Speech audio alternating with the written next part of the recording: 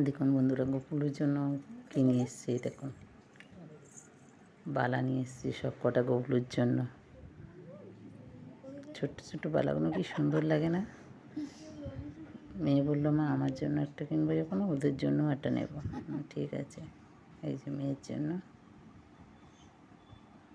আর ওদের জন্য ছোট্ট ছোটো বালাটা কেমন হয়েছে একটু বলবেন আপনারা কমেন্ট করে। বিয়ের জন্য সব রেডি হচ্ছে গয়নাগাঠি।